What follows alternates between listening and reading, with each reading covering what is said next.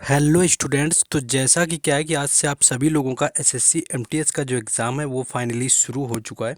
तो जैसा कि आप लोगों को अभी तक हम क्लासेस करवाते आए हुए हैं, तो आज क्या है 1 सितंबर और फर्स्ट शिफ्ट का एग्ज़ाम हो चुका है फाइनली समाप्त।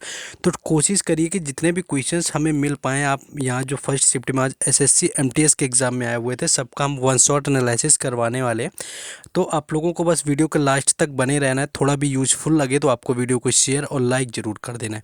तो चलिए बिना टाइम वेस्ट के शुरुआत करेंगे कि आज का पहला दिन था, पहला शिफ्ट था, क्या रहा हुआ था आपका लेवल एग्ज़ाम को लेकर के, क्योंकि एसएससी एमटीएस के लिए काफ़ी दिन से आप लोगों को क्लासेस हम करवा रहे हुए थे और ये भी बताएंगे कि उससे कितना पूछा गया।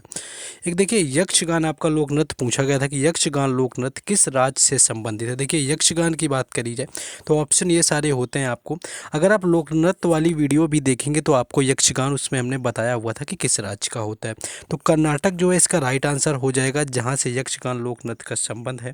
बाकी अगर कर्नाटक की बात करें तो आपका कर्नाटक था। और यह क्या होती कि एक अद्वितीय शैली होती है, यानी कि इसमें आपका प्रारूप के साथ साथ नृत्य, संगीत, संवाद, पोशाक, ये सारी चीज़ों का संयोजन इसके अंदर किया जाता है। आपका कर्नाटक का राष्ट्रीय नृत्य माना जाता है। तो यक्षगान है, कई बार आया हुआ है और कई बार हमने बताया हुआ है। अब मैं उसमें देखेंगे जो टॉपिक वाइज आपकी पड़ी हुई है लोक नृत्य से रिलेटेड, उसमें यक्षगान के बारे में बताया हुआ है।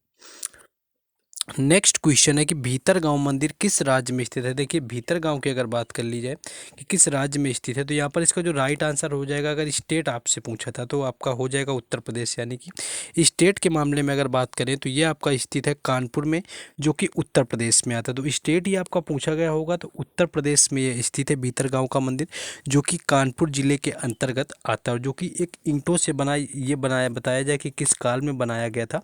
तो ये गुप्त काल के समय में बनाया गया था और ईंटों से बना हुआ मंदिर है। तो कई बार आपका ये भी पूछ लिया जाता है ईंटों से बना हुआ। तो भीतरगांव का जो मंदिर है यह टेराकोटा पैनल के साथ एक सीढ़ीदारी ईंट की इमारत बनी हुई है, जिसे कि गुप्त काल के दौरान 5वीं शताब्दी में निर्मित किया गया था। इसके साथ उच्च शिखर के साथ सबसे पुराना जो शेष है ईंट से बना हुआ है। इसके ऊपरी कक्षा में 18वीं शताब्दी में कुछ नुकसान हुआ था। तो देखिए इस तरह से फैक्ट भी थोड़ा सुनते हुए चलेंगे, क्योंकि क्वेश्चन जब जैसे ही पैटर्न समझ में आ जाता है तो क्या होता है कि एग्जाम जैसे क्वेश्चन पूछा जाता है उसी से रिलेट करके अगली शिफ्ट में क्वेश्चन पूछे जाते हैं। नेक्स्ट एक पूछा गया था कि संविधान का अनुच्छेद 44 किससे संबंधित है।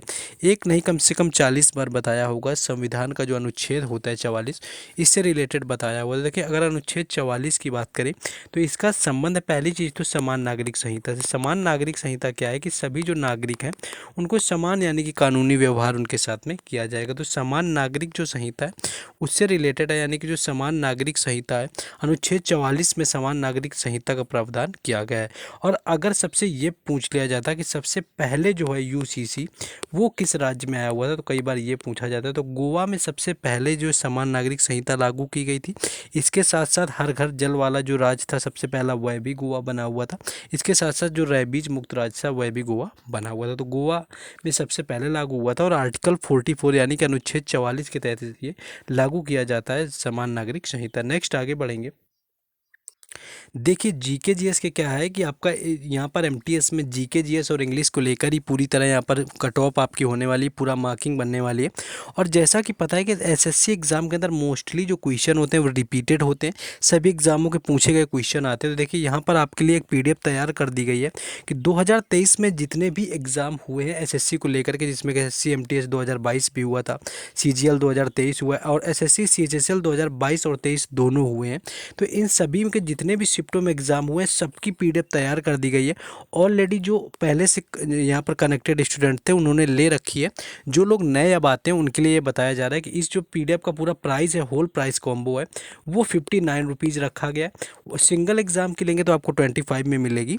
लेकिन ये है कि इसके अंदर आपको इतने सारे एक्स्ट्रा फैक्ट ऐड किए गए हैं। तो अगर आपने सारी पीडीएफ अच्छे से पढ़ रखी हैं तो 10 से 15 जो क्वेश्चन आपको इस पीडीएफ से मिलेंगे, आप उसका लेने के बाद ये आइडिया लगा सकते हैं। या जिन लोगों ने ले रखा है ऑलरेडी वो कमेंट में यहाँ पर बता सकते हैं, क्योंकि काफ़ी मोस्ट सेलिंग होता है, बहुत सारे एक्स्ट्रा फैक्ट लगाए जाते हैं और पूरी ई बुक तैयार कर दी जाती है इतने सारे शिफ्टों का। पूरा जीके जीएस का पूरा समाधान इसके अंदर है। जीके जीएस इससे ये कहिए कि आपको 50% जीके यहीं से आपको मिलने वाला होता है। तो जिनको लेना है वो आपको व्हाट्सएप नंबर दिया हुआ है, कॉन्टैक्ट कर सकते हैं। व्हाट्सएप पे कॉन्टैक्ट करके आपको ये पीडीएफ परचेज कर लेना। चलिए अपने सिलेबस में वापस आएंगे। देखिए, संविधान का यहाँ पर एक फिर से पूछा गया था जो था कि संविधान का अनुच्छेद एक 149 भी पूछा गया था। देखिए, अगर 149 यहाँ पर अगर आपका संविधान पूछा गया था कि 149 के तहत क्या होता है, तो अगर 149 की बात करें तो सबसे पहले तो ये होता है कि नियंत्रक एवं महालेखा परीक्षक के कर्तव्यों के बारे में वर्णन करता है। देखिए, क्योंकि अगर आपका 148 पूछा जाए, यानी कि संविधान का जो 148 होता है अनुच्छेद, उससे लेकर के 151 तक जो होते हैं, ये सारे भारत के नियंत्रक एवं महालेखा परीक्षक से संबंधित होते हैं। उसी तरह से कि आपका जैसे कि आर्टिकल जो 52 होता है वो राष्ट्रपति से संबंधित होता है, 151 होता है आपका ये संबंधित होता है जाके राज्यपाल से, कि प्रत्येक राज्य का एक राज्यपाल होगा 153 के तहत। इसके साथ साथ वन आपका जो 61 होता है ये आपका संबंधित होता है महाअभियोग से, कई बार पूछा जाता है। 71 जो अनुच्छेद होता है वो राष्ट्रपति की क्षमादान की शक्ति से संबंधित होता है ना। तो इस तरह से जो क्वेश्चन है आपके पूछे जाते हैं। तो ऐसे ही आगे हम लोग देखेंगे क्वेश्चन का। तो ये आपका 149 यहाँ पर पूछा गया था। नेक्स्ट एक क्वेश्चन यहाँ पर आया हुआ था स्पोर्ट्स से कि विराट कोहली ने अक्टूबर 2022 तक टी20 में कितने रन बनाए। देखिए, टी20 की अगर बात करें तो टी20 में अगर विराट कोहली की बात करें तो 110 मैच कुल खेले थे अक्टूबर 2022 तक, जिसमें कि इन्होंने 102 पारियां खेली हुई हैं, और यहाँ पर 110 मैच खेलने में 102 पारियों में ये रहे हुए, और 3794 कुल रन बनाए हुए थे, जिससे कि टी20 में सबसे अधिक रन बनाने वाले खिलाड़ी बन गए थे। तो यही अगर आपका क्वेश्चन सेम पूछा गया तो 3794 रन थे, यानी कि इंटरनेशनल जो टी20 क्रिकेट में सर्वाधिक रन बनाने के मामले में विराट कोहली जो थे ये पहले नंबर पर आ चुके थे। तो 3794 इसका राइट आंसर था। नेक्स्ट एक देखिए, नील नदी से रिलेटेड क्वेश्चन पूछा गया था कि नील नदी का मुहाना कहाँ पर स्थित है। देखिए, नील नदी की यहाँ पर बात करें तो पहली चीज़ तो यह है कि यह किस देश में है, तो ये अफ्रीका में स्थित है। भूमध्य रेखा के दक्षिण से लेकर के बुरुंडी से निकलकर उत्तर पूर्वी अफ्रीका से होती है, और जाकर के गिरती कहाँ पर है, तो भूमध्य सागर में ये गिरती। देखिए, अगर गिरने की बात की जाए तो भूमध्य सागर में ये गिरती है। बाकी इसकी सहायक नदियों की बात करें तो नील नदी की दो प्रमुख सहायक नदियाँ होती हैं, जिसमें कि वाइट नील और ब्लू नील नदी शामिल होती हैं, यानी कि सफ़ेद नील नदी होती है, एक नीली नील नदी होती है, ये दोनों शामिल होती हैं सहायक नदियों के तौर पर। नेक्स्ट आगे बढ़ेंगे। नेक्स्ट एक क्वेश्चन यहाँ पर था कि पहली बार पंडित जवाहरलाल नेहरू ने झंडा किस गेट पर फहराया था। देखिए, झंडा फहराने की अगर बात की जाए तो पहली बार जो था वो तिरंगा लाल किले पर आपका नहीं फहराया गया था, ये आपका फहराया गया था इंडिया गेट के पास में प्रिंसेस पार्क में फहराया गया था। तो यह शायद आपको ऑप्शन में दिया होगा प्रिंसेस पार्क, जहाँ पर आपका इंडिया गेट के पास में आपका प्रिंसेस पार्क है, वहीं पर पहली बार झंडा फहराया गया था। और उसके साथ साथ जो लॉर्ड माउंटबेटन थे वो अंतिम गवर्नर जनरल बनाए गए थे यहाँ पर उसी समय पर। तो ये आपके 14 से 15 अगस्त की बात है 1947 के टाइम, जब प्रिंसेस पार्क पर यहाँ पर आपका फहराया गया था झंडा। नेक्स्ट आगे देखेंगे क्वेश्चन। नेक्स्ट आगे क्वेश्चन है, नेक्स्ट जो एक पूछा, देखिए भारत रत्न से रिलेटेड पूछा गया था, आपको पहले भी यहाँ पर रिलेटेड बता चुके हैं। ये शायद आपका क्वेश्चन या तो ये था कि पंडित रविशंकर को भारत रत्न कब दिया गया था, या इसके साथ था कि किस संगीतकार को भारत रत्न आपका 1999 में दिया गया था। कुछ ऐसा ही करके एटलीस्ट यहाँ पर पूछा गया था। तो देखिए, बात अगर यहाँ पर करें तो पंडित रविशंकर जो है इनको भारत रत्न जो है दिया गया था, अगर यहाँ पर बात कर लें तो इनको भारत रत्न मिला हुआ था 1999 में। और पंडित रविशंकर ही हैं जिनको सबसे पहली बार पाने वाले ग्रैमी पुरस्कार यानी भारतीय थे, 5 बार यानी कि सबसे अधिक बार भी मिला हुआ। और सबसे महिला पूछ लें कि सबसे जो आपकी पहली महिला थी भारतीय जिसको भारत ये आपका ग्रैमी पुरस्कार मिला था, तो वो भी तन्वी शाह हो जाएगी। तो रविशंकर का पूछा गया था भारत रत्न 1999 में मिला था। 2001 की बात करी जाए तो बिस्मिल्लाह खान को और लता मंगेशकर को 2001 में भारत रत्न दिया गया था। तो इससे भी रिलेटेड जो है यहाँ पर याद रखना है। नेक्स्ट एक देखिए, स्वर्णिम चतुर्भुज से रिलेटेड योजना कई बार देखने को मिली हुई है, पूछ देते हैं एग्जाम के अंदर कि जो स्वर्णिम चतुर्भुज है, स्वर्णिम चतुर्भुज की बात करें तो स्वर्णिम चतुर्भुज योजना का संबंध किससे है। तो यहाँ पर अगर इसकी बात कर लेंगे तो स्वर्णिम जो चतुर्भुज होती है भारत के कई जो प्रमुख औद्योगिक, कृषि और सांस्कृतिक केंद्रों को जोड़ने वाला राजमार्ग नेटवर्क होता है, यानी कि ये सड़क नेटवर्क है, एक तरह का रोड नेटवर्क है, जो कि चेन्नई, कोलकाता, दिल्ली और मुंबई को जोड़ करके एक चतुर्भुज बनाता है, जो कि स्वर्णिम चतुर्भुज के नाम से जानते हैं। बाकी अगर बात करें तो भारत की सबसे बड़ी राजमार्ग परियोजना भी है, ये दुनिया में आपकी 5वीं सबसे लंबी है। और जो यह परियोजना है 2001 में अटल बिहारी वाजपेयी के द्वारा एनडीए सरकार की कुल द्वारा शुरू की गई थी, और 2012 में जाकर के ये योजना पूरी तरह से पूरी हुई थी। नेक्स्ट आगे देख लेंगे। नेक्स्ट एक ब्रह्मपुत्रा नदी से भी क्वेश्चन पूछा गया था कि ब्रह्मपुत्रा नदी की सहायक नदी कौन सी है। देखिए ब्रह्मपुत्रा अगर सहायक नदी बात करें तो जो दिबांग नदी होती है, लोहित नदी होती है, धनसिरी नदी होती है, कामेंग नदी होती है, ये सारी नदियां जो हैं वो संबंधित है ब्रह्मपुत्रा नदी से। इसके साथ साथ अगर बात करें तो ये किस राज्य में, तो ये असम में होती है। और जो विश्व का सबसे बड़ा द्वीप है माजुली द्वीप, वह भी बना हुआ है ब्रह्मपुत्रा नदी पर।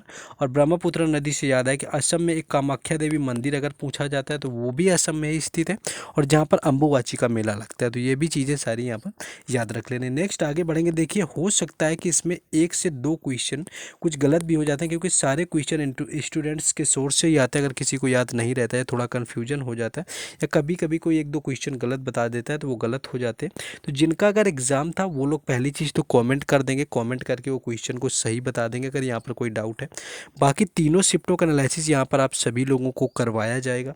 इंग्लिश का जो ऑल शिफ्ट का एनालिसिस है वो तीनों शिफ्टों का एक साथ आने के बाद इंग्लिश का ऑल शिफ्ट का भी एनालिसिस करवा दिया जाएगा। उसके साथ साथ इन सारे क्वेश्चंस का अगर आप पीडीएफ लेना चाहते हैं तो आपको टेलीग्राम चैनल और व्हाट्सएप ग्रुप के लिंक डिस्क्रिप्शन में दिए गए, तो वहाँ से जाइए, जुड़ जाइए, आपको पीडीएफ दे दी जाएगी। नेक्स्ट एक था कि एमजी रानाडे ने किस समाज की स्थापना की थी। देखिए समाज से रिलेटेड आपको हमने बताया हुआ था।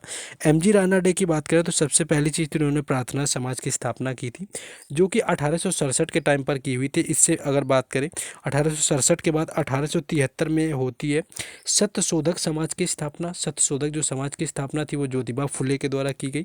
इसके बाद 1875 में होती है आर्य समाज की स्थापना, जो कि दयानंद सरस्वती के द्वारा की गई। और 1828 में हुई थी ब्रह्म समाज की स्थापना, जो कि की गई थी राजा राम मोहन रॉय के द्वारा। तो सारे जो यहाँ पर है समाज से रिलेटेड याद रखते हैं ना, क्योंकि समाज से रिलेटेड क्वेश्चन पूछे जाते हैं।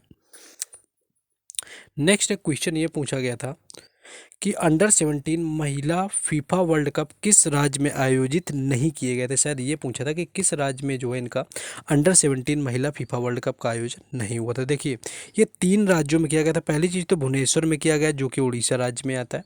उसके साथ मड़गांव में किया गया, जो कि गोवा में आता है। और उसके साथ साथ जवाहरलाल नेहरू स्टेडियम और नवी मुंबई यानी कि जो महाराष्ट्र में आते हैं, इनमें किया गया कि DY पाटिल स्टेडियम में आयोजन किया गया था। यानी कि पहली चीज़ तो महाराष्ट्र में हुआ, महाराष्ट्र के साथ गोवा में हुआ, और गोवा के साथ में उड़ीसा में हुआ। इन 3 राज्यों के साथ में जो राज्य अलग दिया होगा चौथा, वही राइट आंसर था, जहां पर जो है अंडर 17 फीफा जो महिला फुटबॉल आपका हुआ है विश्व कप, उसका आयोजन नहीं हुआ था। नेक्स्ट देखिए ये बुक वाले क्वेश्चन में हमने कई बार आपको करवाई है। जब बुक वाली आपको मैराथन करवाई थी उसमें क्वेश्चन था कि cracking the code my journey to Bollywood किसकी आत्मकथा। देखिए क्रैकिंग टू माई कोड अगर बात करें, जर्नी टू माई बॉलीवुड किसकी आत्मकथा, तो आयुष्मान खुराना इसका राइट आंसर हो जाएगा। यानी कि आयुष्मान खुराना के द्वारा इनकी आत्मकथा का नाम है cracking the code from my journey to Bollywood. तो ये आपको पहले भी कई बार बता चुके हैं, पहले भी आ चुकी है बुक। तो यहाँ पर आयुष्मान खुराना जो इसका राइट आंसर हो जाएगा।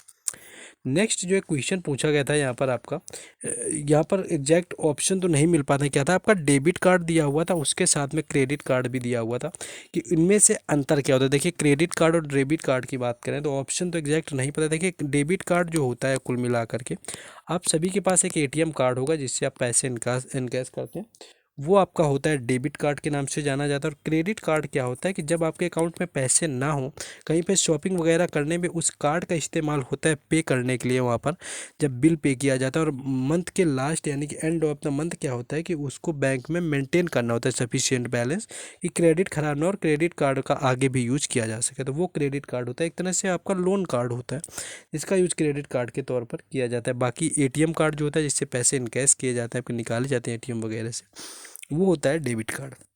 तो आई होप ऐसे ही कुछ ऑप्शन दिए होंगे। बाकी और भी अगर क्वेश्चन जिनको याद आते हैं वो याद करके क्वेश्चन को क्या करेंगे कमेंट बॉक्स में बता देंगे कि, और बाकी जो PDF में ऐड कर दिए जाएंगे सारे क्वेश्चन। एक मंदारिन पूछी गई थी किस देश की भाषा, तो देखिए चीन इसका राइट आंसर था। कई बार का रिपीटेड क्वेश्चन है कि जो मंदारिन भाषा है वो है चीन की, यानी कि चाइना इसका राइट आंसर था। चाइना की भाषा है मंदारिन।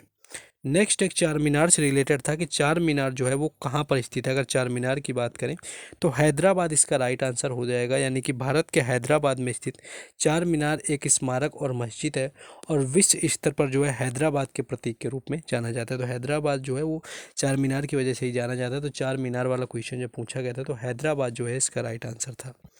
नेक्स्ट एक क्वेश्चन पूछा गया था कि पहला परमवीर चक्र किसे मिला। देखिए पहला अगर परमवीर चक्र पूछा गया था तो ये मिला हुआ था मेजर सोमनाथ शर्मा को, जिनको पहला जो है परमवीर चक्र यहाँ पर मिला हुआ था।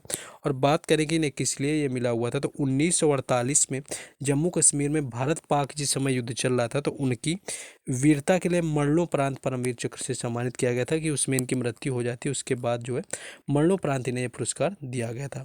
तो ये था ऑलमोस्ट आज का यहाँ पर 1 सितंबर का फर्स्ट शिफ्ट का एनालिसिस। बाकी इंग्लिश का भी एनालिसिस तीनों शिफ्टों का एक साथ करके करवा देंगे। हर शिफ्ट का एनालिसिस इसी तरह मिलता रहेगा।